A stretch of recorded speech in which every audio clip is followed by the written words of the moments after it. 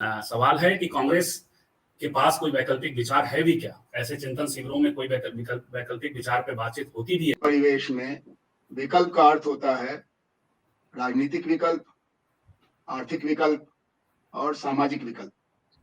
कांग्रेस के पास इन तीनों मोर्चों पर अपनी छवि से जुड़ी जो एक समझ है, उसमें से निकलने की चुनौती है, क्योंकि उनके आर्थिक चिंतन का एक तरह से बिगड़ा हुआ रूप इस समय की सरकार ने स्थापित किया है, जहां उन्होंने एक तरह के लंगोटिया पूंजीवाद, क्रोनी कैपिटलिज्म को सांप्रदायिकता के साथ जोड़ करके एक नया आर्थिक विमर्श शुरू करने की कोशिश की। सामाजिक दृष्टि से कांग्रेस का और भारतीय जनता पार्टी के बीच का फासला बहुत कम है। कांग्रेस भी नीचे गांधी जी तक उस तरह का विमर्श अगर जारी रहा तो उनसे बेहतर विमर्श मौजूदा सत्ता प्रतिष्ठान ने स्थापित कर रखा है, जहां व्यक्ति का भी महत्व है, विचार का भी महत्व है और एक वैकल्पिक सामाजिक समीकरण भी बन गया है, बनाया। और खुद किशन पटनायक जी ने भी, जिनकी एक लेखों का संकलन विकल्पहीन नहीं है दुनिया बिल्कुल के संदर्भ में आगे एक समीक्षात्मक आलोचना लिखते हुए कहा कि हमारी राजनीति में न तो तीव्रता थी और न ही सामाजिक आधार था। नतीजा ये हुआ कि हम जो कहते थे वो दूसरों तक पहुंच नहीं पाता था, और जिन तक पहुंच पाता था उनको हमारे प्रस्तावों में कोई आकर्षण नहीं था। तो और आज संसदीय लोकतंत्र का अपना एक अलग व्याकरण होता है, और इस व्याकरण के कारण इसमें दो भाषाएं चलती हैं, आंदोलन की भाषा और चुनाव की भाषा। आंदोलन की भाषा और चुनाव की भाषा में जो एक दूसरे को संबोधित कर सके वही टिकाऊ विकल्प दे पाता है। को कैसे देख रहे हैं आप? कांग्रेस को इस तरह से विचारहीनता की स्थिति में क्या कोई विकल्प दे पाएगी? कांग्रेस की जो दशा है वो एक तरह से तो भारतीय लोकतंत्र पर टिप्पणी है कि इसके अंदर एक मजबूत शासक पार्टी के समानांतर एक मजबूत विपक्षी पार्टी बनाने की जो जरूरत है उसके प्रति सजगता है कि नहीं है। और यही टिप्पणी प्रादेशिक स्तर पर भी आपको दिखाई पड़ेगी कि जो पार्टी जीत गई उसका फिर वर्चस्व, हेजमनी, डोमिनेंस हो जाता है। जो पार्टियां हार गई फिर वो अगले 4.5 साल के लिए जाने कहां हाइबरनेशन में, अज्ञातवास में चली जाती है। लेकिन जो दूसरी बात है इस कांग्रेस चिंतन शिविर से, वो बहुत अच्छी है, आकर्षक है कि इनको विचार की तलाश, कार्यक्रम की तलाश, इसकी जरूरत महसूस हुई है। 2 दिन ही सही, 6 मुद्दों पर ही सही, इन्होंने अपने अज्ञान को स्वीकारा और ये भी कहा कि आगे भी हमको जनता से जुड़े हुए संवाद की प्रक्रिया को, ये जो राजा रानी की तरह से कभी कभी दर्शन देना और बाकी काम अपने मुसाहिबों की मदद से चलाना, ये जो सामंतीकरण हुआ था लोकतांत्रिक दलों का, कांग्रेस ने अपनी बीमारी को पहचानने का काम किया है। लेकिन वहीं पर बात रुक जाती है। कथनी और करनी का फासला यह है कि जो समापन सत्र हुआ, शुरू हुआ श्री राहुल गांधी से और समापन भाषण माता श्रीमती सोनिया गांधी से हुआ।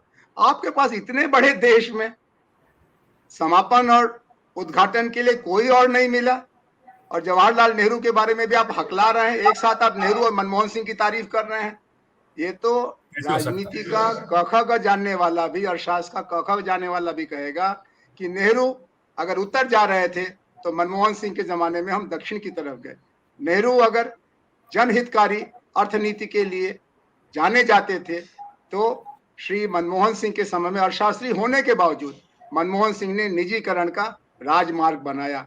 अब ये अलग बात है कि जो उनके पास चलने का साधन था, वाहन था, वो कम रफ्तार का था। अब ये एक्सप्रेस वे की तरह से श्री नरेंद्र मोदी देश को ही, देश के संसाधनों को बेचने की अर्थनीति की तरफ बढ़ रहे हैं।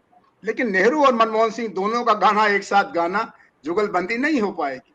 इसलिए इनको तय करना पड़ेगा कि लोकहितकारी अर्थनीति की तरफ आप जाएंगे, कल्याणकारी राज्य की तरफ जाएंगे, या पूंजीपतियों के हितकारी अर्थतंत्र की तरफ आप जाएंगे।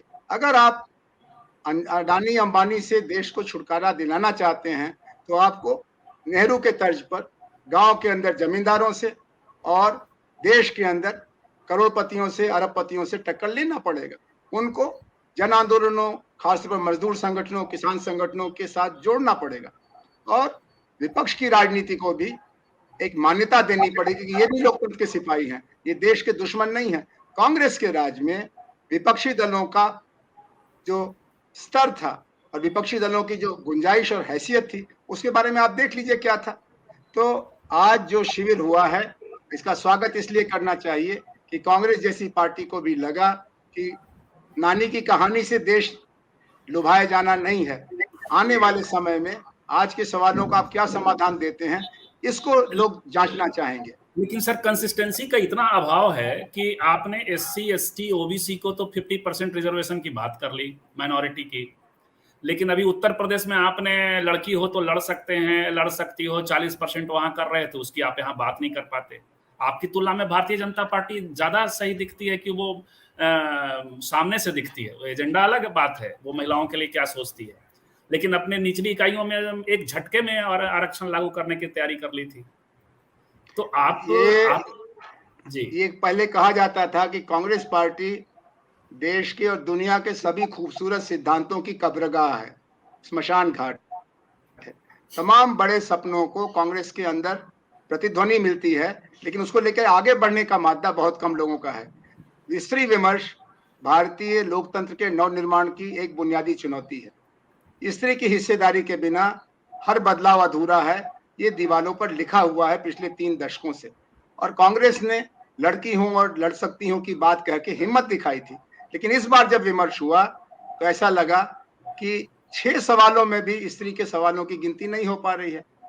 तो एससी एसटी के अंदर भी तो स्त्री प्रश्न है, अल्पसंख्यकों में भी स्त्री प्रश्न है, किसानों में भी स्त्री प्रश्न है। उस प्रश्न को कांग्रेस ने उठाने की हिम्मत उत्तर प्रदेश ने की थी, लेकिन दिल्ली तक आते आते वो नदी सूख गई।